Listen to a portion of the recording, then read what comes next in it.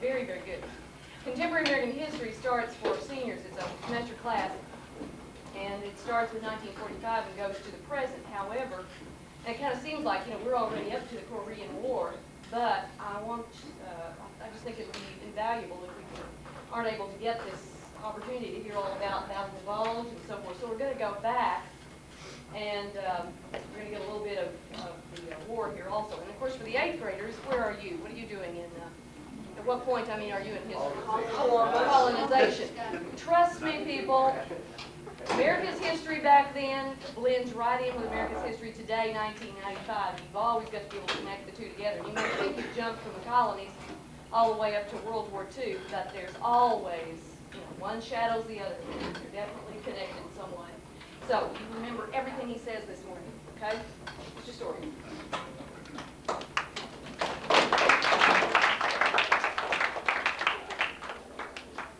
Mr. Harris, Ms. Nolan, ladies and gentlemen, and members of the student body here at Shiloh Preston. It's a tremendous pleasure. First of all, can you hear me? Okay. It's just a great pleasure for me to be with you today. And I was talking with Mr. Harris earlier today, and I said I think probably one of the reasons, certainly, is that I taught school for about 13 years. After I spent 27 years in the Army, I retired from that and started teaching, and some of the most rewarding days of my life was working with young people such as you. So it's a great pleasure to be here. To start with, I would like to mention, my comments will be limited to the European theater of operations, since that's where I served during World War II. Let me just briefly discuss the outcome of that war, and then we'll go back, and I would like to go over some individual experiences. In the first place, we look at, of course, Germany was our principal adversary in those days, but today what we have is a nation that is in the front ranks of the nations of the world. She has been at peace for 50 years. She is united, finally. And no better friend, in my view, does this country have in terms of another country. So the outcome of World War II could hardly be better. So with that, then, as just a little bit of a look at the outcome, let me just drop back and we'll just take it up and go from day to day in some of the experiences. And I must say, not a bird's eye view of World War II, because I was private, but a worm's eye view, right? I spent much of my time in a hole in the ground, or a number of holes from place to place, but I survived it, and I'm thankful to God for that. To begin with, I was trained in East Texas during June, July, and August. You can imagine any hotter place. Well, I don't know where it is, because it was just very uncomfortable. But we was trained there, and eventually we were sent on a troop train 3 days and nights until we went to a place called Camp Miles Standish, just outside of Taunton, Massachusetts. And in September, we boarded a troop transport in Boston Harbor en route to Europe. And that was quite an experience in itself. And so it took us about 9 or 10 days, as I recall. And we landed in Plymouth, England. We offloaded in Plymouth, stayed in England about 2 weeks, as I recall. Then boarded another ship, and this was a British Navy ship this time, in the port of Southampton, in the south of England, crossed the channel to the French port of Le Havre. And the port facilities, the docking facilities and all, had been destroyed at Le Havre. So we offloaded by going down ladders over the side of the ship, down a ladder, into a little flat bottom boat at the bottom, which then carried us into the port. So we got there and loaded on the truck, and about 2 or 3 days later, we were in Belgium, and we were bivouacked in a camp in a wooded area in Belgium. And that's the first time I really got serious about thinking about what I was going to be involved in very shortly, I could tell. We dug their holes, and I was lying in the hole, and then you could hear off in the distance, probably a mile or so I would judge, just a constant rumble of cannon fire. And at night, the sky would just flashes of light across the horizon, much like in a thunderstorm. And so I said, gracious sakes, what am I getting into here? And so it did take me a couple of days to find out, because we moved up into the front lines then, and this was the beginning of November 1944, on the Belgian-German border. I think, and we took the place of another unit there, and I think I would like to show you a few things. I'm just going to stand this up, and I appreciate the fact that those of you in the rear may have some trouble seeing it, but I do want to relate a couple of things off of it, if I may.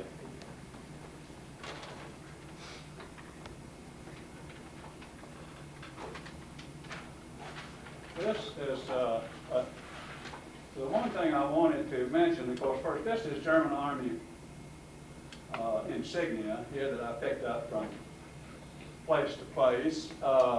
These are the various divisions that I served in: the 4th Infantry Division in Vietnam, 1st Infantry Division in Europe, the Berlin Brigade, the 82nd Airborne Division at Fort Bragg, North Carolina, and the 99th Infantry Division, which I belonged to during World War II.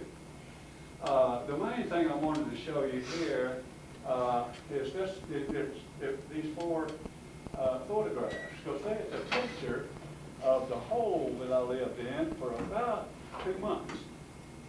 You see the snow on the side there, and that's me on the left.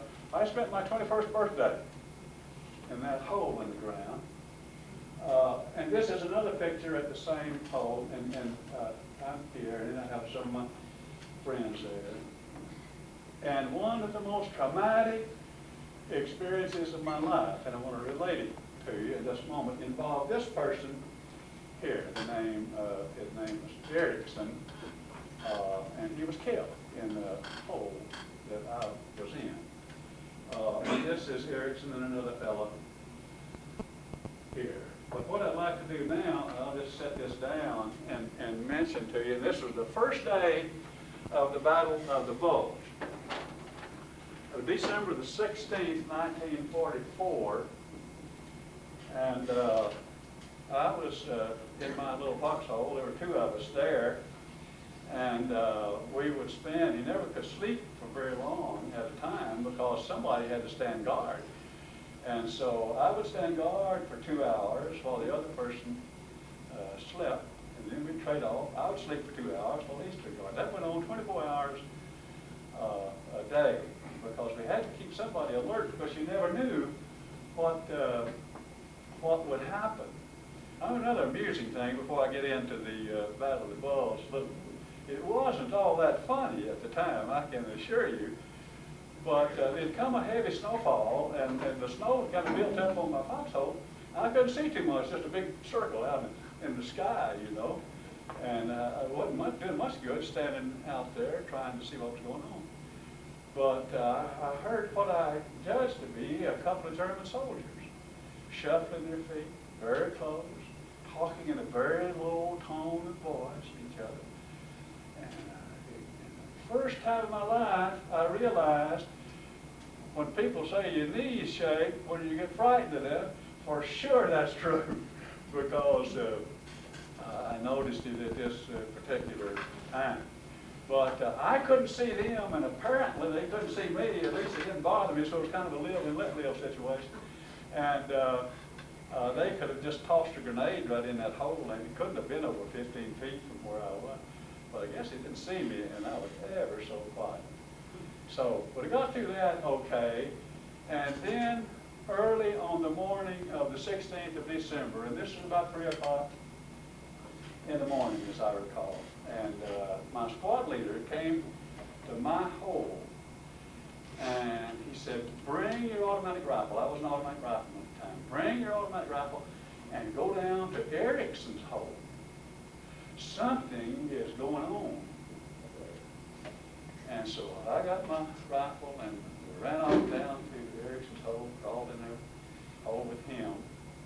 And I had not been there but just a few seconds, and I realized that for sure something big was about to happen. The hole that we were in was a line of foxholes, was along an asphalt highway, about like Johnson Road. It was just a two-lane asphalt highway, and our holes were just on one side of it. And I looked up and I saw the characteristic silhouette of a helmet, German Army helmet, just across the road. There were a few scattered trees along the road, and the head dropped like that. And then I saw all kinds of activity over there, and we opened fire then. And then the firing started all up down the front.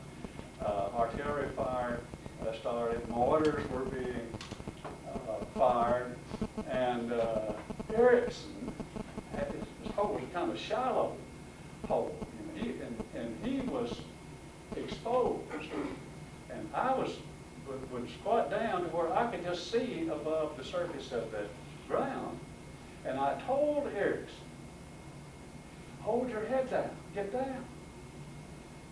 We're going to be in trouble here if you don't get down. And no sooner did I say that, and a shot rang out, and Erickson was hit in the left temple, and the bullet came out over his right ear, and he collapsed at my feet. And I looked down and checked on him and saw that he did not know what hit him. He had a wife and 2 children, and I never knew them, never knew where they lived. But that was one of the saddest days of my entire life. And then, but we continued to fire at each other. We had to, you couldn't just stop. And so we continued to fire each other. And finally, the attack broke off. They withdrew. Some of we got some of them, took some of them as prisoners, but they withdrew. And we were able to hold our positions at that particular time. And this occurred for several days there at this, as I mentioned, is the beginning of the Battle of the Bulge. The name was given because it's the shape of the front after the German Army attacked on that day. They chose the wintertime, of course, for good reason. It was very cloudy and snowing off and on. And I'm told one of the most severe winters to hit that region in maybe 50 years, and I can vouch for it. It was plenty severe. But their objective was to break through our lines and race to the port of Antwerp in Belgium, because it was through this port that most of our supplies were being offloaded onto vehicles and brought to the front, ammunition and vehicular fuel, foodstuffs, and all the thousands of things that go into supporting an army. So this went on then for quite a while, and finally our part of it slowed down, and we weren't troubled by it anymore. We held our position, and it was at that particular time where we earned what was called the Distinguished Unit Citation, and that's a little badge here. If you were a member of the unit at the time that the unit distinguished itself in whatever the occasion or endeavor, then you award the Distinguished Unit Citation, and you can wear the badge on your uniform. So for the defense of this little community of Hofen, Hofen, in Germany, is what earned us that particular citation. So following that, then, the Bulge started to collapse. You remember General Patton came up from the south and then from the north, the U.S. First Army from the north, and kind of trying to come together here. And there was much fighting still to do at places that you may have heard of, Baston, for example, and other places. But this started on the 14th of December and continued until, I believe, the 28th of January is said to be the official final day of the Battle of the Bulge, which incidentally was the largest battle that the U.S. Army ever participated in terms of numbers of men and the materiel that was involved. Hundreds of thousands of troops. Then, after we left that position, we started attacking then, trying to drive them back to the east. On the 31st day of January, we were attacking in a wooded area, very hilly, near the little community of Hofen, which is a small little city there in western Germany. And we were taken under fire by the German army in terms of machine guns shooting at us, rifle were shooting at us, as well as mortars and artillery. And snow was about half knee deep. And I'm going to tell you what the clothes I had on just a few minutes, but about half knee deep, and a mortar shell started coming in, and I could tell quite close to me. So we did what we were trained to do. We just plowed into the ground because you give some less of a target if you were lying flat on the ground. And in addition, snow tended to absorb the shell fragments as they flew through the snow. It tended to slow them down somewhat. At least it was better than just traveling through air. But I heard this shell coming in, and I was lying right at the base of a little spruce tree, I guess about 3 inches in diameter, maybe 15 feet high, like that. And this shell came in and hit the top of the tree, top of this little tree, and exploded. And it just sent shell fragments all across the ground underneath. And unfortunately, a piece of it entered my left back, and it's still there, incidentally. But so, having been hurt there, the medics got to me then, as well as others were hurt too, and was able to get out of there in a Jeep and took me back to the aid station for medical attention. And finally, if you can believe, surgery in a cow pasture not far from there, and a tent that was pitched up in the cow pasture. The surgeons tried to remove the shell fragment, and they couldn't. So they just kind of smoothed up for what reason I don't know, but they just smoothed up the muscle a little bit and sewed it back up and put me on a hospital train and shipped me on back to the hospital. And my first look at Paris, moving down the Champs-Élysées in Paris, looking out the back of an ambulance, and for the first time in my life I saw the Eiffel Tower. So that was quite an event for me, and I was especially pleased that was no longer on the front line. I had what was commonly referred to as $1 million wound. Did not lose an arm, or a leg, or anything of the sort. Did not lose my life. But I was taken out of action for a while, and I was grateful for that. And let me see. I was going to show you something here. I hope will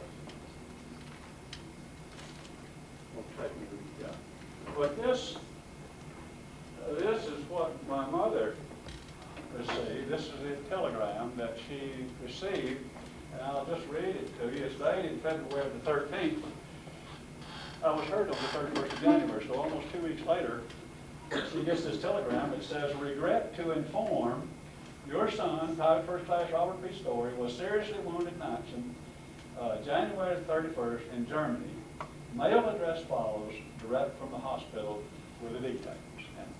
And that's all there was to it. So you can imagine a mother getting something like that and how your imagination kind of tends to run wild. You could have the foggiest notion about the degree of severity that I was troubled with.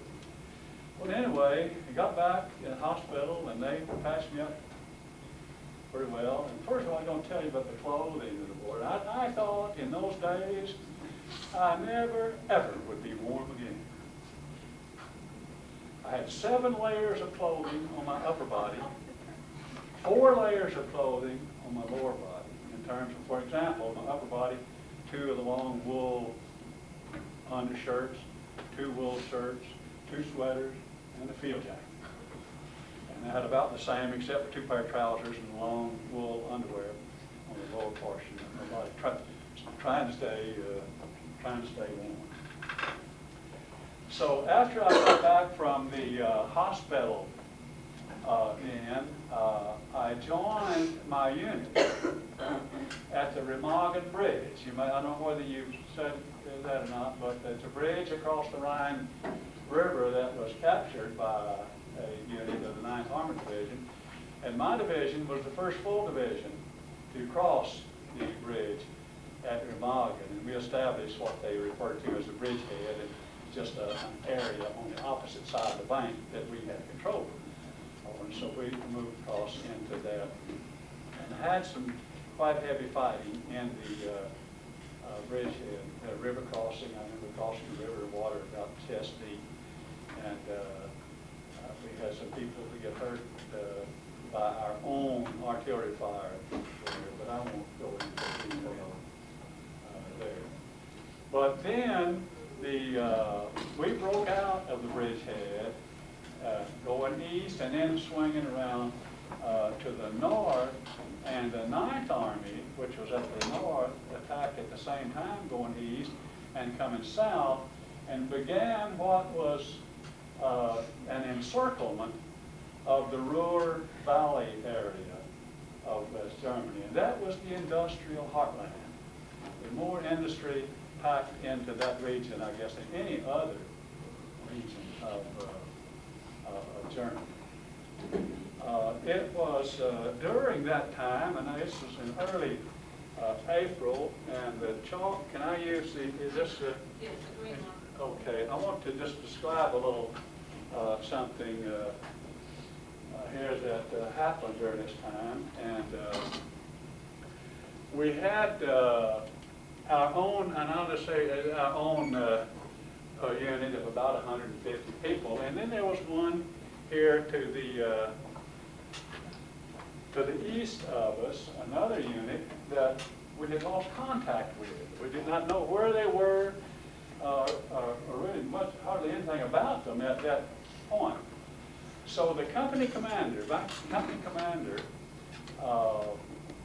sent 4 of us out to see if we could contact members of this company, L Company, as it were. So we left then, and I'm just going to, this is all happened in between, but draw a little larger sketch here. But there was a stream that kind of meandered through it was this pasture area, and there was a little trail parallel it, much like this, through the field, and this distance is about the length of a football field, about 100 yards from the stream bed to the little trail.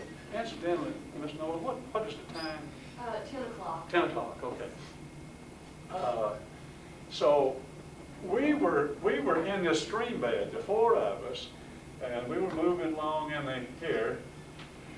There was some water, but it's right in the center of it, and quite low, and maybe not over ankle deep. There just wasn't much water, so we could walk. We could be behind the bank, you know, where we were secure, without having to wait around in the water. And there were a few trees scattered along and some high grass, so we had pretty good protection as we moved in this direction to accomplish the mission that we had been given. And lo and behold, we looked up on this trail, and would you believe there were 4 German soldiers? So then the decision was, what do we do next? And before we had a chance to decide on what we were going to do, these 4 German soldiers turned, and they didn't have the foggiest notion that we were there. We turned and started walking directly towards us. That meant that we didn't have the leisure of 5 to 10 minutes to decide on what we were going to do. So at about that time, they get closer and closer, and I told my 3 friends, I said, if we shoot those people now, it's too much like murder to suit me. Let's just open fire to the right of them, to the left of them, in front of them, over them, to try to frighten them to the point that they'll surrender. And we'll take them prisoner, and at least we hadn't had to kill them. And if they resisted, if they wanted to make an issue of it, we didn't have much of an alternative. But that's what we were hoping for. So on signal, at the same time, all 4 of us opened fire around them, and it sounded like an entire new war had started. Because you never heard such firing in all your life. And those people dropped their weapons, dropped their rifles, and turned and ran for that same stream that we were in, except just right around the bend. And they disappeared over that bank head first. And they landed down here, and in just a few seconds, one of them had tied his handkerchief onto a little limb, and he stuck it up over. He waved it back and forth 2 or 3 times, and we told him that was a welcome sight. And he said, okay, come on out, come on out. So they came out then and started walking towards us, and I got to them first, and I noticed one of them had a pistol. And I relieved that gentleman of that pistol, and that's it, right there. I've had that for 50 years, and they allowed us to bring one back with us when we came home, only one. But I said, well, that has a sentimental attachment, so I'll just bring that back with me, and that is what I did. But that's how it came on to that pistol. Okay, I thought I'd just cover 2 or 3 more points here, and some of you may have some questions, or you may want to make some comments, and certainly welcome to do so. And I thought I'd just show you some of this other materials, and maybe later on, if you want to look at it in more detail, you're certainly welcome to do so. About this time, very soon thereafter, we liberated a concentration camp at Hemer, H-E-M-E-R. And they had mostly Russian people in there at the time, starving. I have a photograph of a mass grave that had been prepared for them there. It was really a sad occasion. And one of the few times, I must confess, I did not perform my duties that my commanders had told me to perform. I fudged a little bit on it, and let me tell you what I mean by that. I was placed in a position to guard a section of the fence of this concentration camp with barbed wire, 2 big barbed wire fences, and a lot of barbed wire in between. And there was a hole in the fence about so big around, just big enough for a person could wiggle through. And they said, we must keep these people inside the camp until we've had a chance to see what their needs are, and their medical needs, and to feed them, and to take care of them. And later on, try to get them back to their own people. And they were most anxious, they were starving. They were most anxious, of course, to get out, and I can certainly understand that. And I had my rifle standing close to that hole in the ground, and I had my rifle with a bayonet on the end of it. And so these people were trying to come out through that hole, and this man came in that hole. And it was about knee high, so he's on his hands and knees trying to crawl through that hole. And I had my rifle and bayonet on it, and I stuck it right in his face. I said, no, you can't come out. And I was ever such a serious look on my face. He reached up with his hand on that bayonet and just pushed it aside and came on through. He knew very well that I was not going to hurt him. So he just came on through, and the first thing I knew, there were more people were coming out, and there wasn't much I could do about it unless I wanted to hurt a bunch of folks. And eventually they started coming back. So I became pretty much of a traffic cop, but who was going out and who was coming back in. If it hadn't been so serious, it was really a funny thing. Some of them brought back some raw flour for food. And most of those men had, I don't know how long the beard had been growing, but it looked like forever. And take a handful of that raw flour and eat it, got it in their beards, and it's just white beards all over the place there from eating raw flour. Also, the little rations that we ate came in a small box about like so, with maybe an inch and a half thick, but it was coated with a coating of paraffin to protect it from the water, in case it rained and so on. And and they were scraping with their fingernails, scraping that paraffin off and eating it. So even paraffin off would be a problem. So it was really quite an experience dealing with those people. Finally, I was just going to mention one other thing. Is the last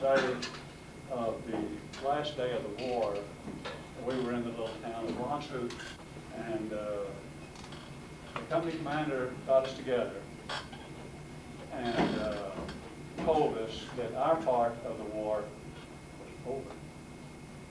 Celebration? No way. Not a word. Just a sense of tremendous relief.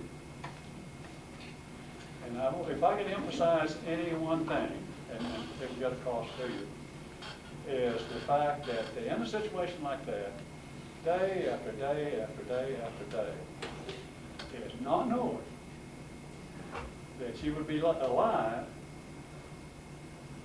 at sundown, not knowing whether you'd be seriously hurt at sundown, step on a mine, lose a leg, or whatever the case may be. It's this constant fear that really ate at you, and so I must say it was just an unbelievable relief when they told us that the war there was over. Now, in the few remaining minutes, I just want to show you a few things. This is a cap worn by the SS in Germany. Notice the skull and crossbones.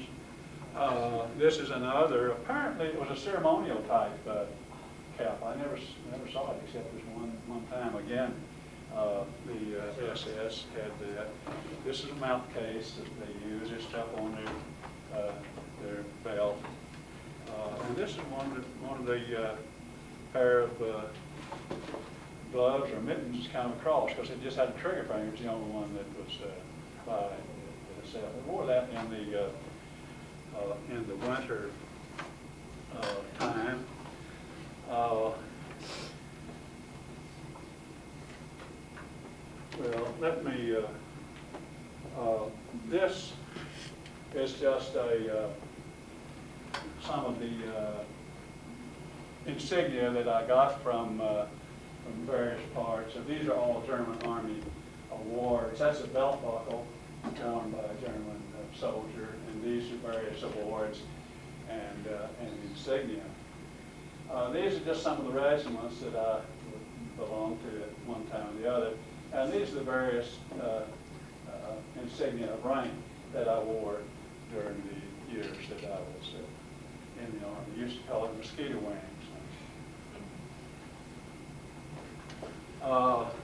This is just some of the, it doesn't pertain just to World War II, but also the Vietnam War, various medals. You'll see the Purple Heart there, and they call it combat infantry badge. And you notice in the star there, it means that they served as a combat infantryman in two wars, in World War II and in the Vietnam War. And then that's a paratrooper's badge there at the bottom. I had a tour with the 82nd Airborne Division once. Was a parachutist. This is largely, well, it is a duplication, but there are a couple of things I wanted to show you here. One is this little can opener, and that was the most important item of equipment you could have. They sent your food to you in cans, and if you couldn't get in that can, you sure couldn't bite into it, so that was a little can opener. It said the best bargain in World War II. Produced one of those, 4 cents. And I made a soldier happy to have one of those. As far as my eating utensils were concerned, I had my can opener, and I had a spoon that would slide down in the top of my boot, and that's where I would carry it. Come time to eat, reach down and get my spoon, my can opener, open it up, and start eating. Try to rinse it off, the spoon off as best I could when I had a chance. This is just some, they're really just pretty much personal pictures of those days, but there were a couple things I wanted to show. There's some pictures of the Remagen Bridge, for instance, and these are battle scenes, and these are pictures here of concentration camps. See, now this one's at Hemer here, and you can, I appreciate the fact you can't see much there, but maybe if you have a chance you could look at a later time. And that's still more concentration camp scenes. So I was stationed at, well, before I get to that, this are the letters that we could write. That's what your parents or your sweetheart or whoever, that's what they received. You wrote it on one sheet of paper. They took a picture of it, reduced the size to this size, put it in an envelope here, and sent it on to the addressee. And you notice a big black box there on mine. That's the heavy stamp of the censor. Every letter that the soldier wrote, somebody had to read it. And you imagine, you're always ever so careful about what you wrote in the letter. You don't have to explain it to the censor to know what you're writing. But you write something there you weren't supposed to write, you just take a big old black stamp pad and mark it out. And go ahead and send it on. It didn't tell you anything about it. This is some pictures here. I was stationed at the Dachau concentration camp for about, as I recall, 4 or 5 months at the end of the war. And this is a picture that I had. This is the furnaces. As I recall, there were 8 furnaces where they could burn up to 8 bodies at one time. This is a picture of the entrance to the gas chamber, and above the door of the gas chamber has the word Brausebad, or shower bath. So the people were led into this huge room about this size, and took their clothing off, and they thought they were going to get a shower bath. And actually in the, it was quite dark in that room, and you go in there and you'd see what you thought was maybe 10 or 15 shower heads in the ceiling. But they were nothing more than little metal cups shaped like a shower head, just stuck up in the concrete ceiling. You just pull it out and it just was concrete. So, and then right next to that was the furnaces for the cremation. I had the occasion when I was there of trying those people. They went on a court of law there, tried them, and I sat through the trial because it was not only in German but in English. And well, they tried, as I recall, 40 of them, with 38 of them receiving very severe sentences, including hanging, and two, I think, got 10 years. So I was at Dachau then for quite a good while, and that was quite an education in itself. Let's see if there's anything. Oh, this is just some newspaper clippings of those days. My mother had a notion about where I was, so she would just take the headlines of the day and kept them and gave them to me when I got back at the end of the war. And so I finally mounted them here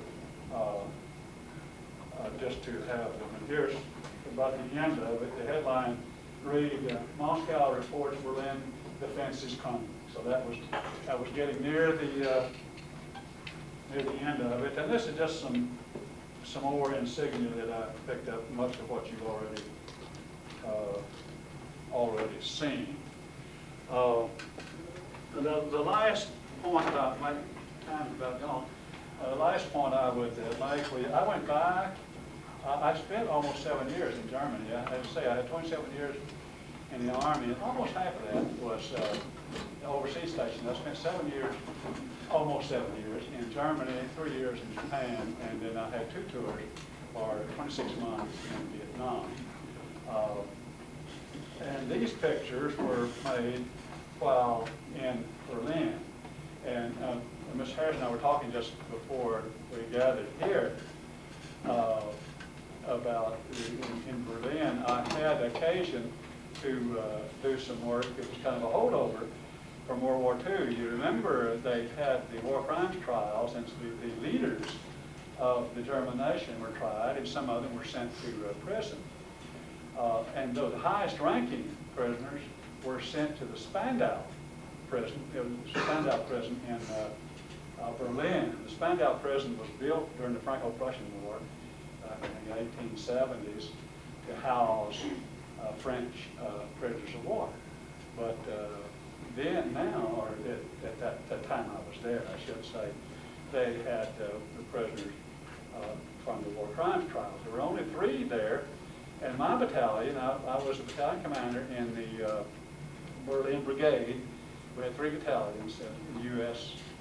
Army did, and the Russians had 3, and the British and the French each had 3 battalions. And we'd all take turns guarding the prison. And so it was my responsibility then, or our responsibility, to take over from the Soviet Union on the 1st of December each year and guard the prisoners for the month of December. And I remember, as I say, there were 3 there at that time, but eventually, and before we left, there was only 1. You may remember Rudolf Hess was still there. So that was quite an experience too, and dealing with the Soviets over that, as well as dealing with them on a day-to-day basis. They could be downright on, if I might. And we'd have to go into the western part of the country and go through the Soviet zone with a battalion of men, 800 men thereabouts. And they would get pretty sticky about, if you happened to, somebody made a mistake and made a wrong turn. So we were always very careful about that, but managed to come through it in good shape. Now, in just a couple, 3 or 4 minutes left, I'd be willing to entertain any kind of comment or question any of you may have, or I don't know whether you want to take a look at some of this stuff. You're welcome to, so whatever. Where were were you, when the war was over, World War II was over, where were you? What was the name of, you said? Landshut, Landshut was the name of the little city. We had captured that town during that day. I guess it was the 7th of May, 1945. And we captured it, and we knew, of course, that the war was coming to an end, but we never knew the exact day, and you could always get hurt, you know. And so it was Landshut. It was the very last action that we had, and we captured that city, and the next day was when they told us that was the end. Okay, during occupation days, that was quite a long time here, so what did you stayed at Dachau and? I stayed at Dachau for 4 to 5 months, and then came back to the U.S., landed in New York City on my 22nd birthday.